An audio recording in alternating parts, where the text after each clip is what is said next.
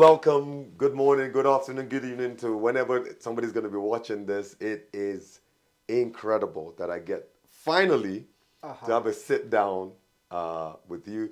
Do you mind introducing yourself to all the partners, donors that are, and potential donors that are out there in camera world? Uh, my name is Pastor Samuel Nawali Umfuoko, and I'm the founder. They call me the director, but it sings well when they call me daddy. The entire family within the institution. We've got a number of projects that we run out here. We've got the children's home, we've got the rehabilitation center for the street kids, we've got the junior school, which we call it the primary school, the junior high school, and the high school. And then we also have the external side of doing enterprise side of things, because basically within Drainage International Center, which is a mother umbrella that covers everything that we do, the others are sub projects, is all about developing a healthy and working community. It's just a holistic approach that we felt like if we push this thing in that direction, it will be a huge blessing to us and the community at large. And at the center of it all is Christ. Amen. It's all about Christ-centeredness. But we're trying to do it in a way that you don't have to be a Christian to start benefiting, but we use it as an outreach arm where we reach all sorts of people from all sorts of background denominations, and then as we do the work with them, then they can choose whether to follow Christ or to emulate us and be part and parcel of what we do.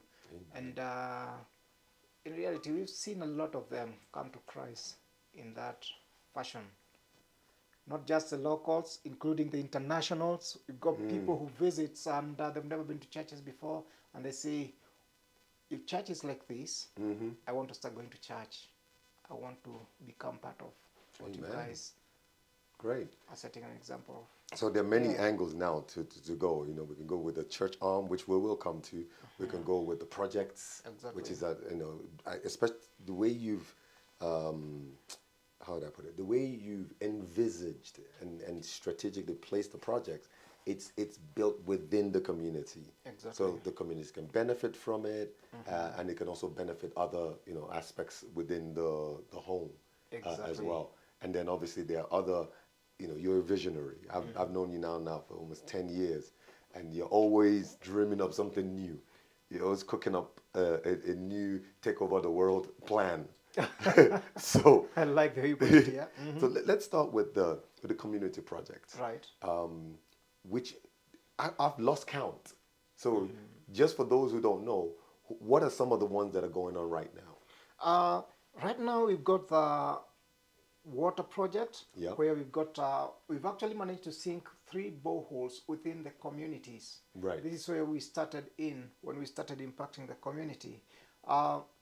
It's quite interesting because when we started with the water within the community, it was actually our desperate need, because we used to walk about 6-7 kilometers to fetch water to bring it down here, and that was the same how in the long is that? community. For those who don't understand kilometers, how long is that on an average journey? That would be an average journey of about an hour and a half. Carrying water. Just 2. You take your empty containers, and then an hour and a half, and then another with hour a and a full half. bucket this time. Exactly, with your full bucket. And it used to be a little bit hard, but we just had to do life. It was what it was. Yeah. And so we got the water project. When we sank in the first borehole around this community, it was quite interesting because that changed everything within the community. Before we did that, the community really didn't understand us, and they really didn't want us as such or associate with us, because they thought, we brought in street kids from the town center to this particular new area where we've just gotten into, and the community out there, because we treat the street kids like social outcasts. And they thought, how on earth can he just bring them in here? Yeah. And when we sank the well, the borehole, kind of the elders within the community, they came here and they told us, guys, we're so sorry. We really didn't understand. But to be honest, you guys are God sent. Wow. And since that time, they started accepting us and receiving us within the community. Amen. And out of that, we started birthing other projects to create employment. Yes. Then the schools, giving the opportunity to the So which one came first? Was it the borehole first? After the home, obviously. We started the home, kind of a rehabilitation center for the street kids. Yes. And then we sank the water. Yes. And then we started the school.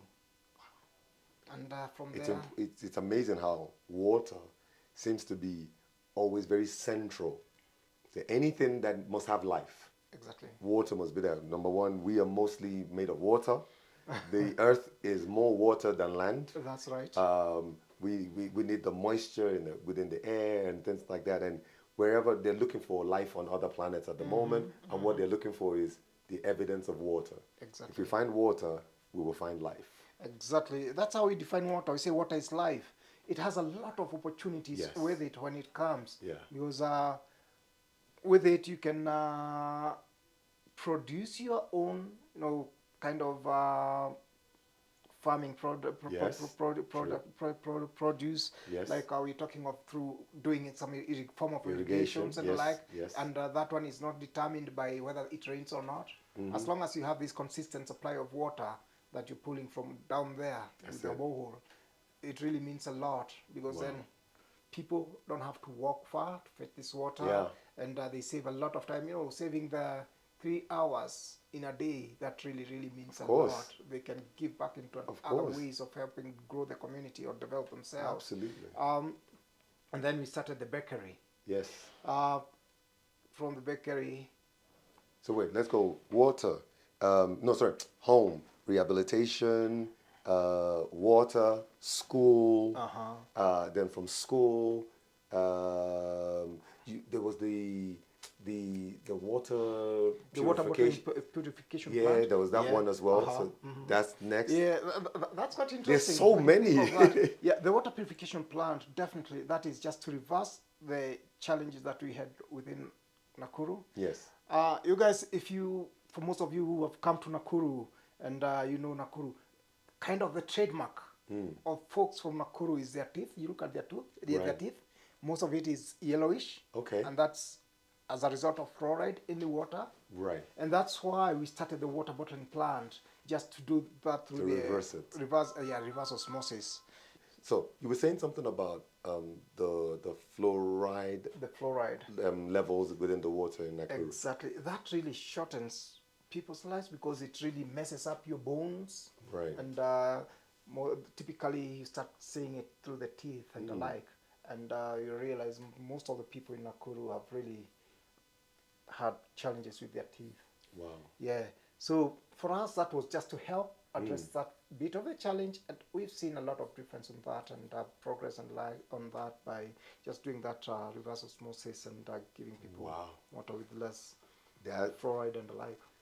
I mean, there's so much in the years that I've been coming. There's so much that you give to the community, that you do with the community and benefit the community. We talked about the water. We talked about the school. We know you mentioned the bakery.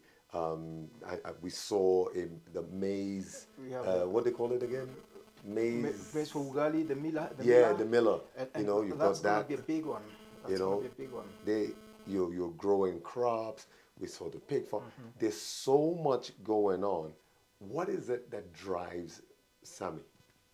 What really drives me is when you see that need and then the challenge and thinking, how I wish I could meet that challenge. And then get out of the box side of thinking, the mindset side of thinking outside the box, and thinking, well, probably I could give them a packet of flour, ugali for a day, But what about tomorrow again, when I'm not saying that, because this is only what I can say. Yeah. But what is that I can't see that can really impact that individual? Wow. And for me, it's just thinking, being a Christian, there are those kind of fundamentals that we learn in the Bible. And one of those ones that has really, really, really pushed me is when God says that the things that we can do or he can do through us who believe are beyond what we can comprehend with our mortal mind. Yeah. In other words, there is a mystery.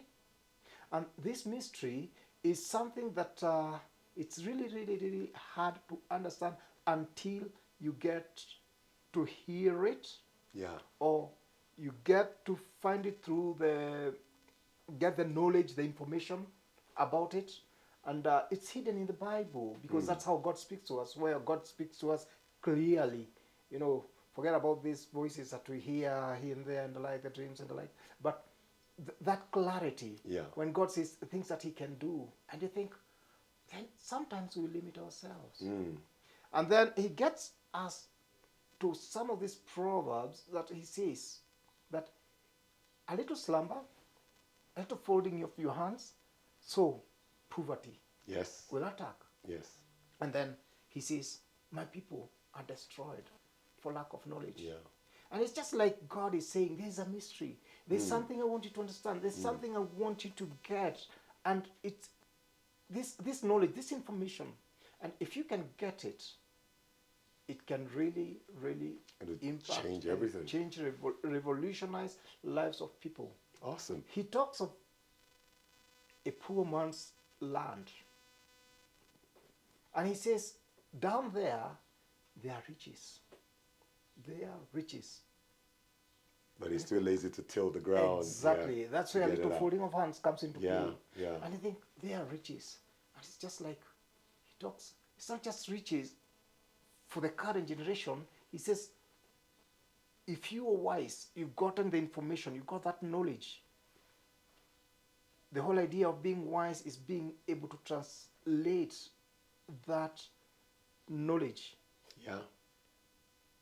You make it work. And that is how you can tap into the potentials that are on that particular ground, the potential within us. Right. Because God believes that he made people with lots of potential, with enough capability to make them succeed. Absolutely. Wherever he plants them, wherever he puts them. So how long is this, would you say this has been going on, especially the home? Because a lot of the people that are going to be watching this, they're coming first of all from the point of view of the children, you know. So how long would you say the home started? The home started in the year 2006. That's when we started.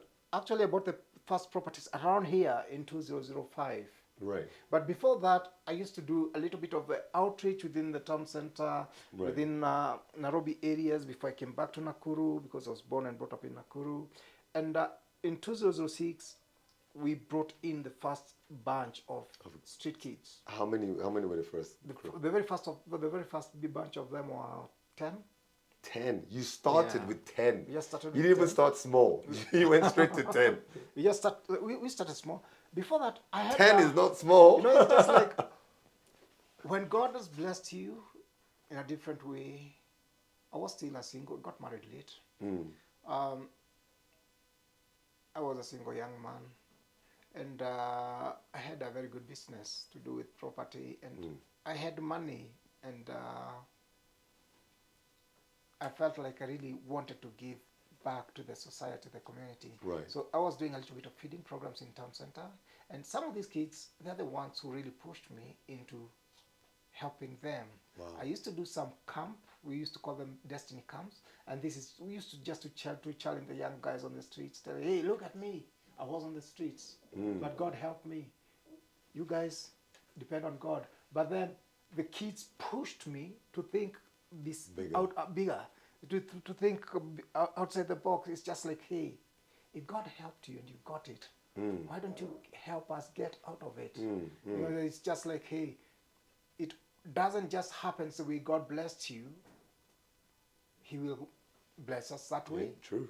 It's just like He blessed you, and you've gotten to a point you can do something in a unique way. So it's not just the same one door, the many doors that God uses, or many channels. Wow. So okay.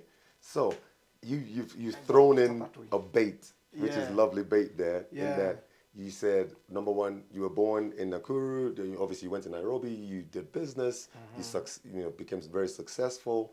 You started your feeding programs in Nairobi. Exactly. And then eventually you came over back to Nakuru. But you said, as you were speaking, that the kids will say to you, God did it for you, Yeah. so He can do it for us. Yeah. So what was your history? What was your beginning? Interesting. At the beginning is I was born in a normal family, and my mom and dad had 7 kids before me, 3 boys, 4 girls. Oh, so you were and number then 8. Number 8, I summarized, close the chapter. And my sisters used to joke with me, and they used to tell me, you bad luck, because after I was born, the family was together for only 9 months. After 9 months, Dad decided, I've had it. And Dad walks out, and Mom is left, and Mom looks at herself and thinking, what do I do with my 8 kids? So she moves into this council estate. Right. A 12 by 12, 12 feet by 12 feet house, where the sitting room is the bedroom, is the dining, is the kitchen in there. And then she had a few chickens with 8 as well in there. kids. With 8 kids. And chicken. And then mom. Yeah. Yeah. And it's just a single room. And apparently within the area where she moved at, 90 to 95% of the families out there were made out of single moms. So is that like a general problem in Kenya? It used to be a very big one back then. Okay, so you were not, you grew up in that really tough, very tough environment. How did we progress? Quite interesting. Being in that particular society and within the community, I talk of 90 to 95% being single mothers. Yes. Now, mothers got into doing their own thingy, their own business, and the business that they did, most of them was the illegal side of things, brewing the alcohol that was illegal, like the local blend, and that was, it used to be very bad, the police every now and then, and they'll brew that in the middle of the night for us to be safe, you know. And my sisters would tell me whenever my mom brewed that, the fumes of it they would overwhelm me, and I would faint in the middle of the night. And as a baby, screaming, as a young, 1-year-old. They'll start screaming, oh baby, thinking I'm dead. They'll take me out by the cool breeze in the middle of the night, you know. That will work wonders. And then I'll come back to life. Sometimes they'll go an extra mile, push a pint of milk down my throat to come back to life. And just by the grace of God, I survived. And Mama didn't know any other way of doing it. She had to do it. Of course. During the day, she wasn't home. Okay. Not just her, almost all the other women. Yeah. They will go out on the bush, sell these things to be safe from the police. So they'll be doing their business out in the bush. Who brought us up? Our older brothers and sisters. Right. So they became our parental figures.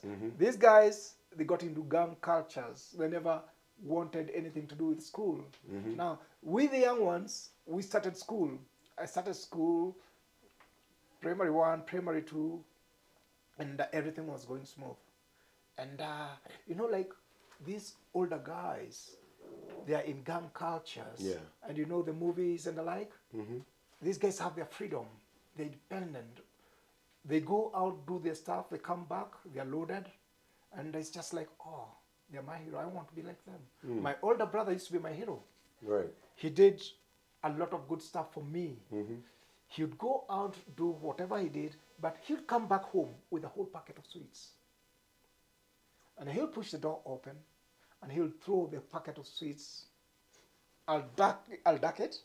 And that made me a goalkeeper within the young ones. And I got hold of the packet of sweets, and I'll immediately got the hold of the packet of sweets. I'll rush outside the house, and I'll start sharing my sweets with the kids out there. And all these the younger guys, my peers, they'll be swarming around me, and everyone wanted to be in good books with me. Of course, you're the sweet guy. What I didn't know is that that was also making me a gang leader within my peers. Right. Age 7, age 8, something happened. My brother went to do his stuff. He never came back home.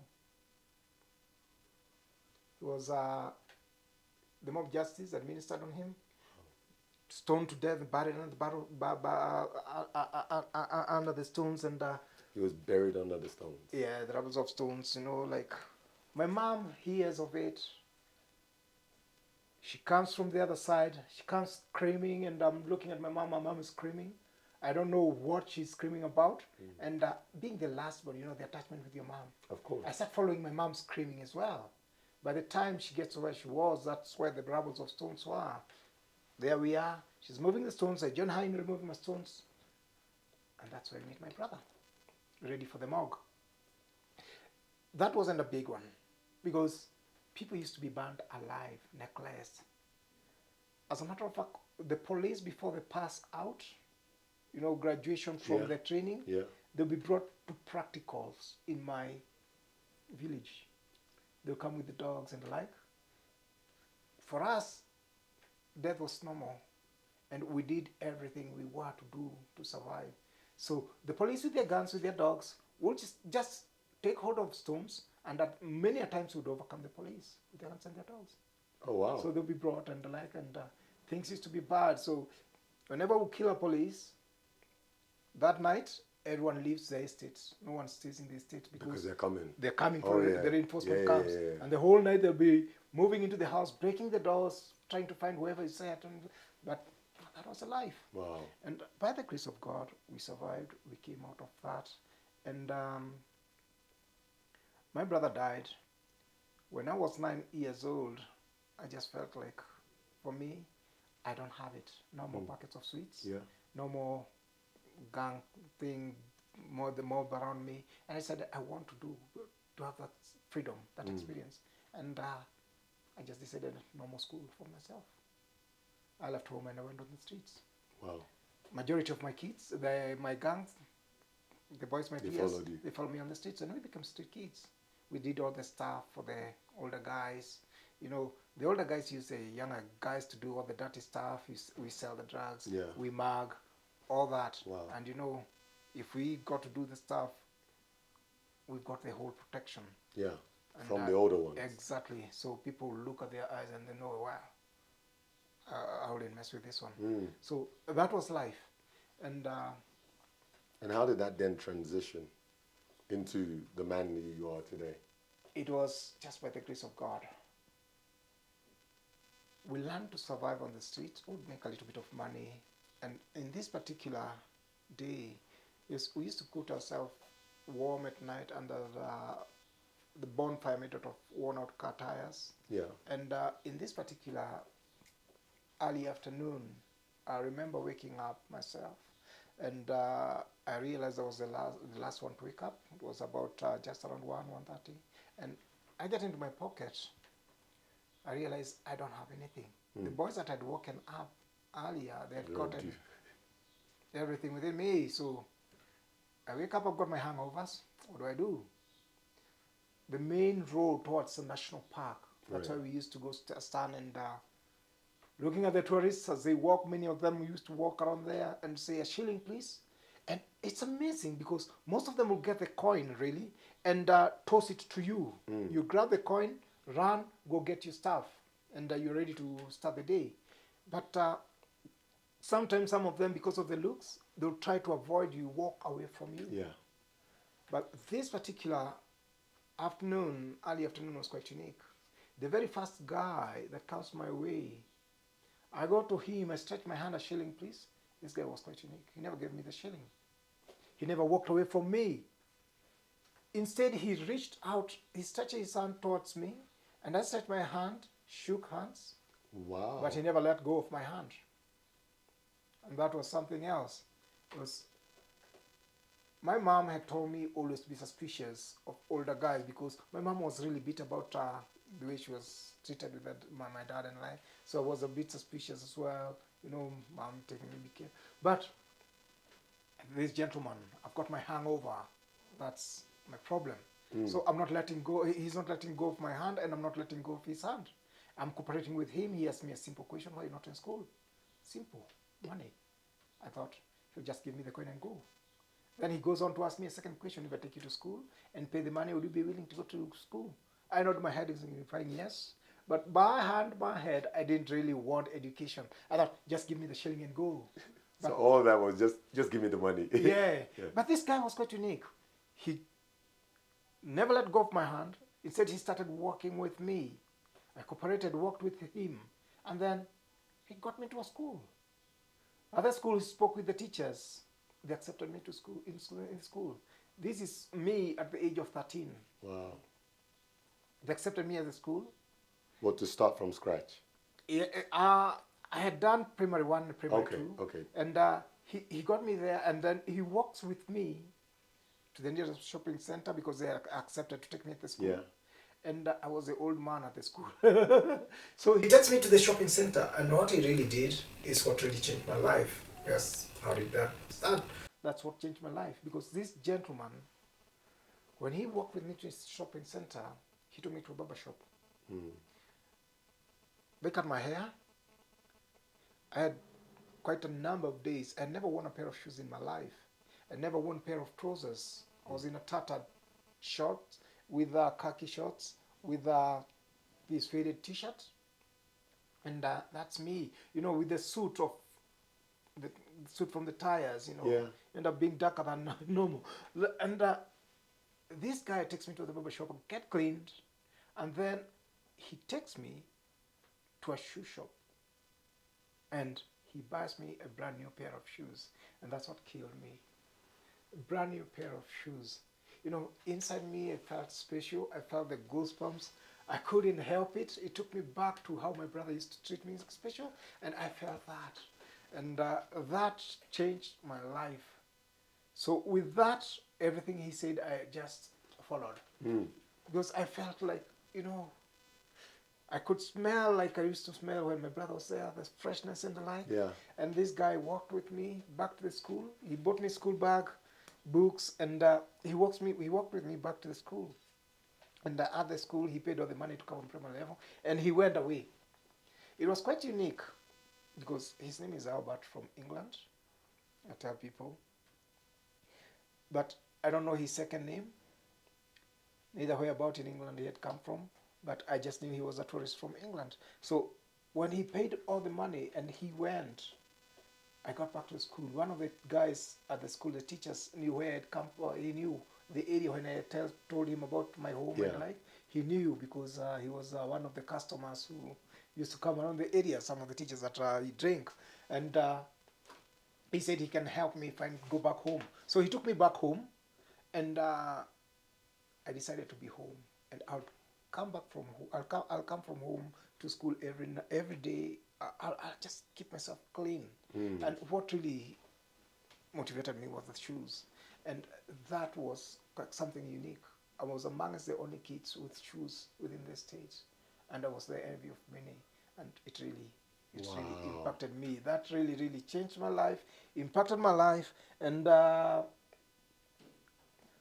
when I was in Nairobi, coming back to Nakuru and starting the feeding program, when I started seeing the kids on the streets and started sharing with them the stories, they told me, why not do that? Wow. So you began to emulate how God changed your life. Yeah. To give other children, other street kids, an opportunity. One other thing that I always say is that, you know, like, I never had an opportunity to tell Albert thank you. And to me, that kind of has lived with me. And I thought the only way is to give back to the community. Yeah. And that's what I tell about so many people out there. You might never, ever get an opportunity to hear someone say thank you. Yeah. But the little that you guys contribute towards the teams that visit different places to impact lives, it really, really, really means a lot. Wow. Because that's what really makes things go round. Yeah. And Okay. it really, really meant a lot. Wow. This is going to be 2 parts. We have to do the second part another time. But I want to end with for this, we'll end this part. So, meeting Flowing Rivers. 2014 was, I didn't know you, you didn't know me. Yeah. That was our first time of meeting. Can you just share a little bit about what that was like? What were you even thinking? These strange, I mean, you were used to getting visitors anyway. Yeah. So this was just another one. Did you anticipate that it was going to be 10 years and we'll still be here doing this, together? It's amazing because being at the center of what I do, I'm not the only person who does like what I do here. There's so many people who have done a little bit here and there and the like. But the consistency of what we do is on another level because we've been consistent in that. And for me, it's because I felt God's call upon my life to keep doing it. Right. I really didn't have the whole picture, but it's been unfolding with time. As we see the need, we adjust to that, and then we find ourselves doing something else to another level. Yes. And when we met with yourself, and it was quite interesting about 2014, 2015, around there. And for me, I was just used to, like, people come and, like sometimes they're just on holidaying and they pop by and say, oh, we're excited, oh, thank you for what you do. And I had gotten used to that because I know they'll just say that for now, they'll help us today, and then once they're gone, they forget. And for me, it's just like, hey, it's my burden, it's my call. I just want to keep doing this. Otherwise, I found something to live by and keep keep going on with that. Yeah. But you guys have been consistent, and in season, out of season, you said you're coming back, and you came back, and out of that, we've just had that belief, and it's amazing because how we've done it with you guys is beyond just religion. Yeah. It's beyond just being religious and the like, but there's value that we put in people. And partnering with you, doing this work and believing in what we're doing as we impact community and society, it's really, really, really meant a lot. So Amen. I can't thank you enough for your consistencies and being faithful in your standing and support to us. Amen. Yeah. We always say if wishes were horses, beggars would have ridden on them. But that's true. That's true. It's not about that thing. But when you find people that believes in your dream and they're there to help push you, help you get there, it really, really meant a lot. Amen. And being with you guys, we found those people because together we've seen lives changed, and there's a lot that's coming together. In 20 seconds, what's the big next? What's the next big thing? What's the next thing that will make this vision come alive even more, be more beneficial, be more fruitful? The next phase that we're facing now, that we're looking into it, making this vision become fruitful, is something that I really want to develop, to do with a milling plant. Okay. Because we've started leasing lands, producing our own corn and beans, and this is our staple food out here, ugali. And I've gotten to that point where I felt, just within ourselves, what can we do? Yeah. And we thought, there is a lot within the power of ugali. If we can produce a lot of maize, have this milling plant, and employ some of our community here, that's an opportunity that's readily waiting. We've had protests in this country because of the prices of ugali, the price of flour, and going on. And we want to do that. And once we start doing that, then that has a potential of helping us become self-sustaining. And then we grow to a point where we're not just impacting this community here, but it becomes a revolutionary thing because we are raising resources from that, have enough food for ourselves, have enough to give out and make profit from that. Yeah. And that's the empowerment that it's the dream that's becoming a reality now, and it's unfolding. I see it happening very soon. Amen. And that's where we're headed. And once we're there, it will be amazing. Amen. And remember Christ at the center of it all. Absolutely. It's just not just a humanitarian to feel the stomachs of people, but gives us a platform as we share food with people. We share the force, the thing that makes us do that, and that's Christ. And we're so excited about this idea. Amen. Pastor Sammy, I can't say thank you enough. Thank you so much for sitting down with us. I know you're a very busy man. You're welcome. And you've taken time out to make this happen. Hopefully we'll get part 2, because obviously there's so much more that we could have even gone into. God bless you. You're welcome. God bless you.